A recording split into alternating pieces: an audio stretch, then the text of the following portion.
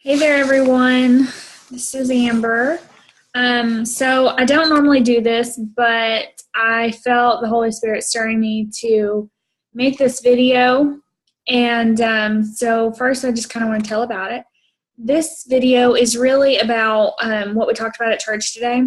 So I don't want to take any credit for this. This was what our pastor, Lance Arguello, spoke about. And this is just what I took from it. So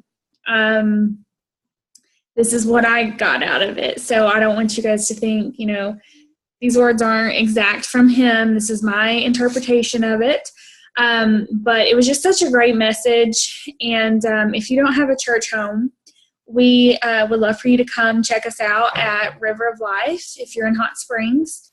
If you know where Magic Springs is, we're right beside there. It's a phenomenal church. I've been there for about 2 years now. I went there when I was going through a divorce, and I didn't talk to anyone for a while. And one day I just did, and it became like a family to me. And it is family to me. And you hear that, and I've been to churches before, and I've been members of churches before, but it's never been a family. And I really love my church home. So there's my little spill on that. So I just want to tell you guys kind of what we talked about and what I was able to get down in notes today.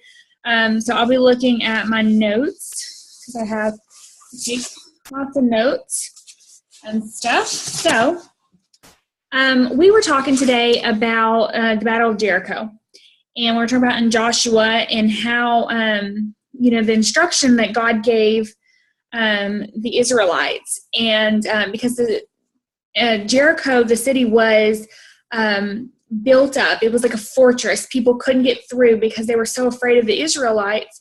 So they had the walls built up, and they wouldn't allow anyone in or out because of this. And so it was talking about, a lot of people know little parts of the story and how, they had to march around the city every day for 6 days without saying a word. And then on the seventh day, they marched around it 6 times or 7 times. Anyways, and then they were silent. And then at the end, they all shouted and the walls fell down. And so it's just a powerful story, which is true. It's not just a story. But today, the way Pastor used this to kind of talk about something that really just touched my heart, and I just felt prompted to share this with you guys. So the title of our message was Steps to Victory. And he said, before we can get to the steps of victory, we have to remember what God has done for us. Remember how good he's been, how he took care of us, and how he provided for us. So for me, that hit me because there are some areas in my life where I've been praying for God to take over and to give me victory. Whether this is dealing with your finances or relationships or your business, if you're a business owner, or in my case, I'm a business owner and a team manager. I have a team full of people. I do network marketing and direct sales, and or with your children, or you can have victory in so many areas. So I don't want you to be limited. I don't want you to limit your thinking as to what this involves. But it was like God was saying, Amber, before I can grant you victory and all these other things, remember how good I've been to you. Remember everything I've done for you, everything I've delivered you through.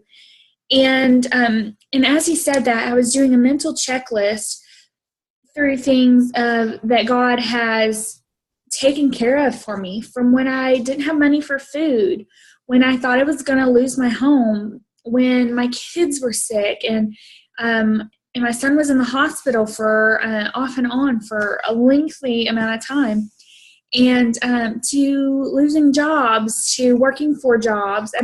Just the list goes on, and what God has done through each of these situations, taking me out of bad relationships. Son, okay. And just everything he's done for me, and it just was really humbling to see, God's already done these things for me.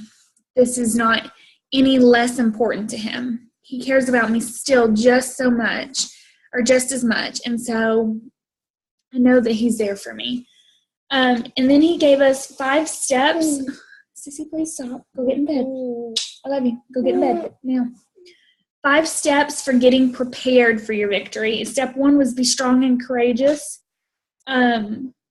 Step 2 was study. Step 3 was be ready to obey. Step 4, get your life in order. And step 5, celebrate past victories.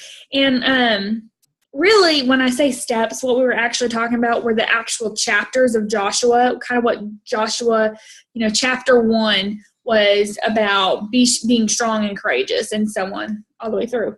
And then we get to chapter 6, okay? And this is what I have here.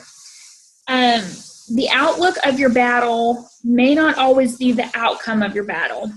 He said that today.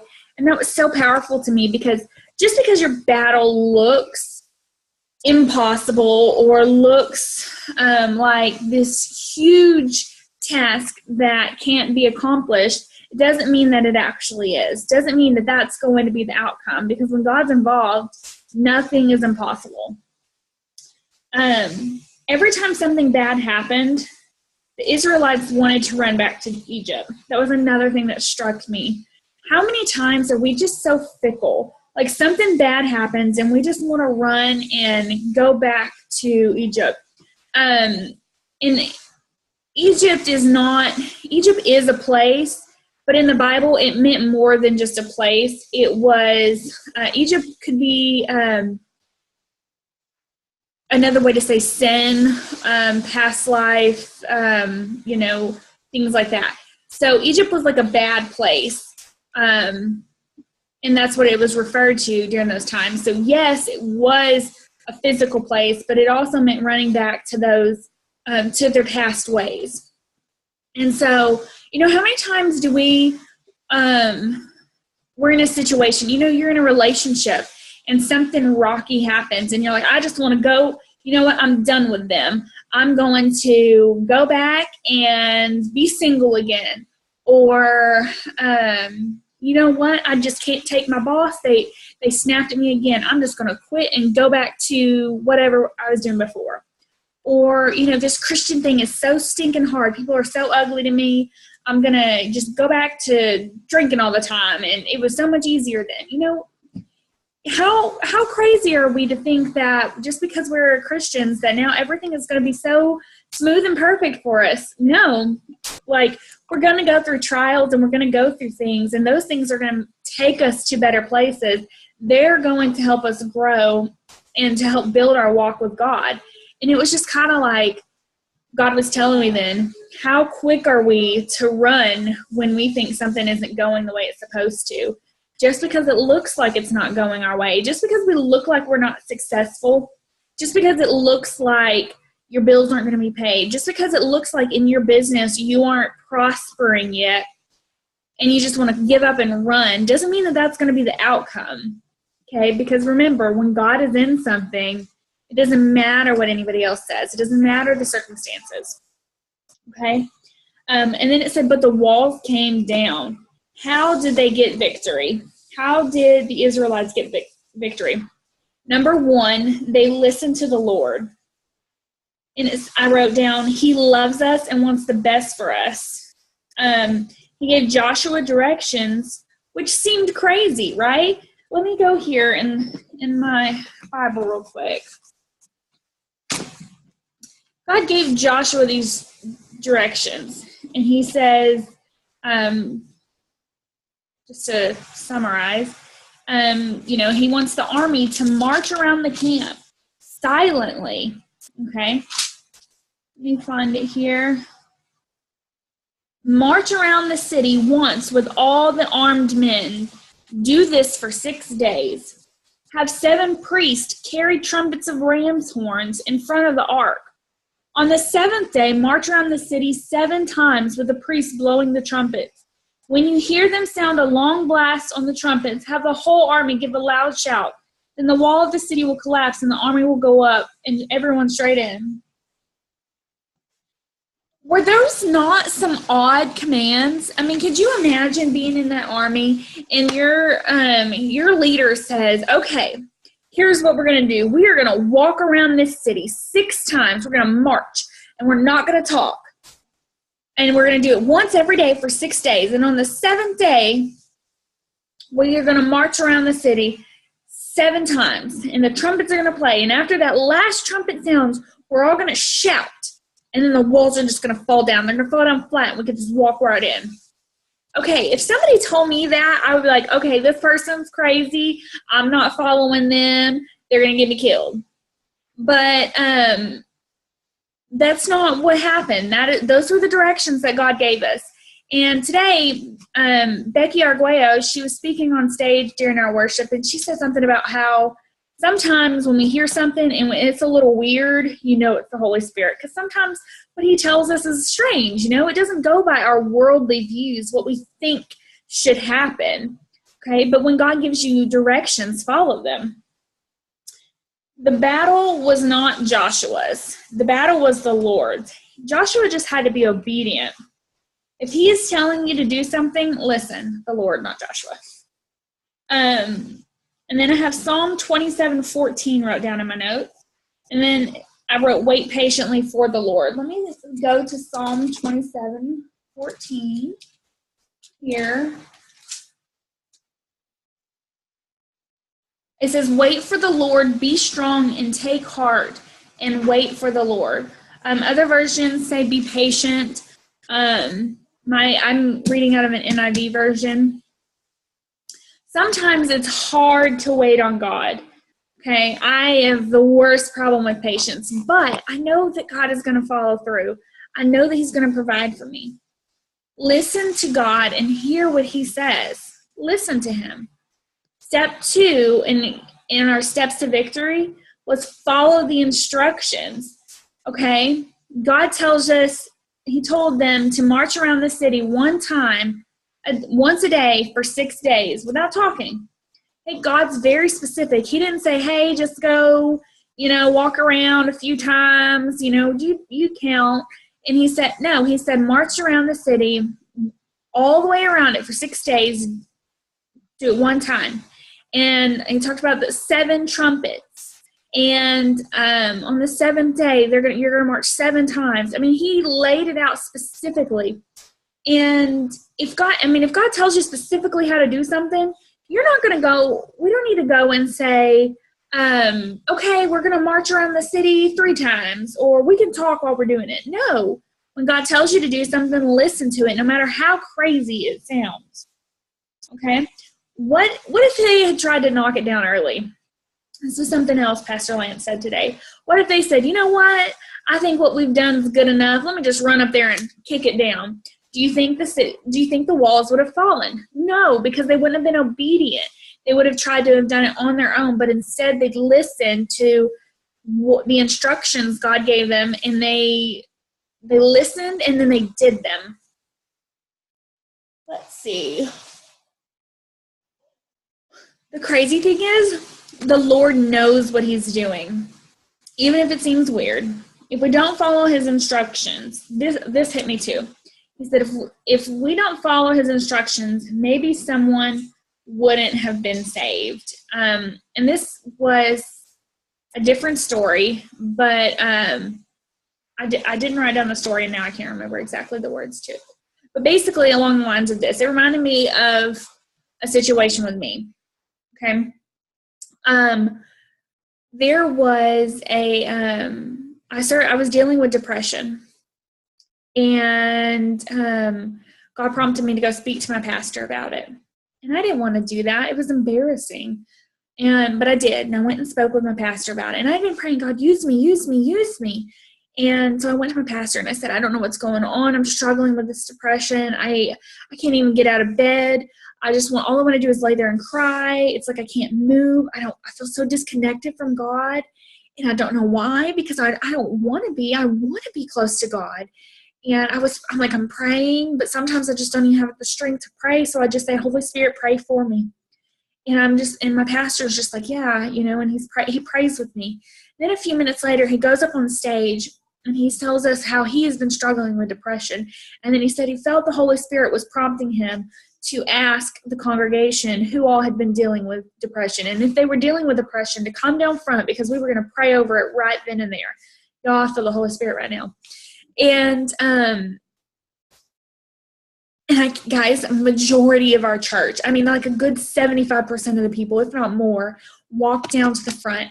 And I just remember just bawling my eyes out because all these people were struggling with depression and none of them were talking about it. Everyone was holding it in. These people worked out front. But God had given me something to do that was scary to me. I didn't want to go tell somebody about what was going on with me, but I did. I went down there and I told, and I asked for prayer. And I'm not saying that I did anything good or great or, whatever. I just was obedient. But had I not been obedient, somebody there, all of those people would not have had a chance at deliverance from that day. Those people would not have been given that chance because I would have followed that.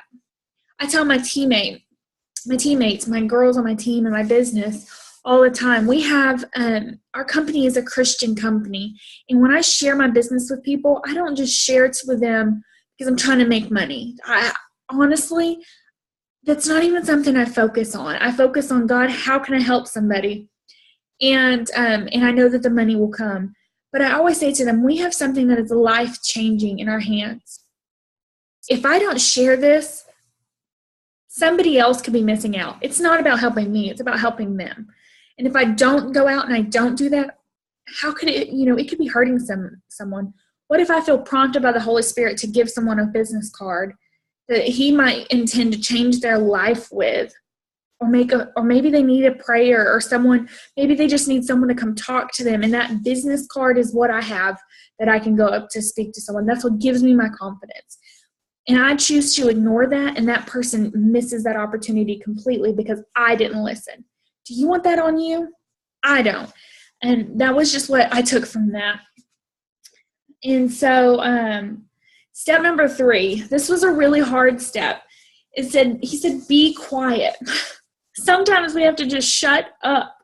Quit making excuses and see God do miraculous things. Stop speaking out in doubt. Guys, so many times I hear people, and a lot of this I am referring to my business, but I want you to please use this to refer to any way in your life, because I know not all of you are in a business or, it could be a relationship. It could be things that I'm not even thinking of. So I don't want you to feel limited as to what this is directed towards. Sorry, I gotta yawn.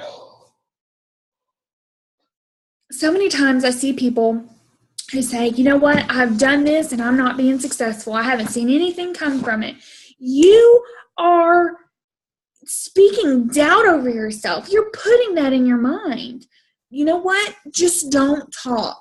If you're in that stage of waiting for things to happen, don't talk. Just be quiet. Listen to the Lord. Learn from Him during that time. Stop speaking out in doubt. Guys, there is power in the words we say. There's power of life and death in our tongue. And it's not just some hocus pocus nonsense. Guys, it's biblical. Our words have power. So don't speak out negative things over you. Shut your mouth. Okay? Here's a little secret. Okay? The enemy, he can't read our thoughts. Okay?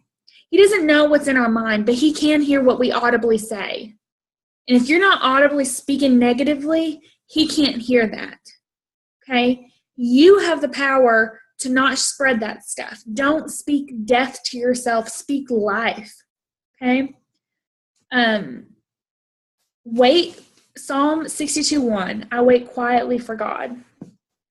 And then number 4, shout when it is time for victory. There's something liberating about shouting. And he talked about how, in all the war movies, and they're running and they're getting ready and they say, charge, and then everyone just yells, roar, and takes off. And then it was actually really funny. You should have been there. He tells us much better. And he was talking about how freeing it is to just shout sometimes. And he said, don't shout too early. You might mess up the plan. And I love this. This goes along with the enemy doesn't know our thoughts, but the words we speak out loud, if you say, sometimes you don't have to tell everyone all of your plans. You don't have to share with everyone everything about you, okay? Some things need to be kept to yourself. Stay quiet until you've reached your victory on these things. And then shout it out and tell it out. Tell the world about it. Tell the world what God has done. But don't tell the enemy your plan, okay? Because the person your spouse, say they're not supportive of you. That doesn't make them your enemy, but it doesn't mean that the enemy's not using them, okay? And, or your friends or your family, you know what? These people may love you, but it doesn't mean that you need to tell them everything about your plans, okay? Sometimes we need to keep our trap shut until God has given us the victory that he's promised us. Because I promise you, if he promises you a victory, it's going to come if you're obedient to him and you follow through with what he tells you to do. Let's see. The wall, when the Israelites came to the wall and to the Battle of Jericho, and they looked at Jericho, the city, they thought it was impossible. And this is just like I said earlier, with all things, with God, all things are possible. Okay? God has victory planned for me today. He has a plan for you today. God has victory planned for us. Our victory has already been won when he died on the cross for us. We just have to claim it, okay? If you go to battle without a plan, you're going to lose. If your marriage is failing and you don't have a plan, if you're not praying about it, if you don't get you a game plan, okay? If you're going into business for yourself but you don't plan to be successful, you won't be successful. It's part of it. You have to plan. When you say a plan out loud, you're telling the enemy your plan. This is kind of what I told you a while ago. Keep your mouth shut. Just because you plan it doesn't mean you have to tell everyone your plan, okay? Don't tell the enemy where you're going to be, what you're going to be doing, okay? Don't give him the key to hurt you, okay? And then I already said be quiet. Okay, and then this was the last thing I wrote down. That day when they got their victory, they shouted so loud. And after they had their victory, the nations heard about it.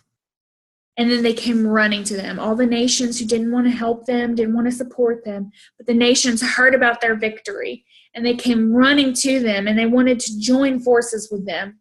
And I thought that was so powerful. And that was Romans 8:31 through 39. I'm not going to cover that, but you guys can go back and read it. Like I said, this was something that our pastor spoke of at River of Life. This is our church, River of Life. And I was trying to see if our address is on here. If you want to know more about our church, message me and I will get you some information. Again, this is just what I took out of our lesson today, and I felt prompted to share with you guys. I hope that this has touched somebody. I love you all, and you'll have a great night.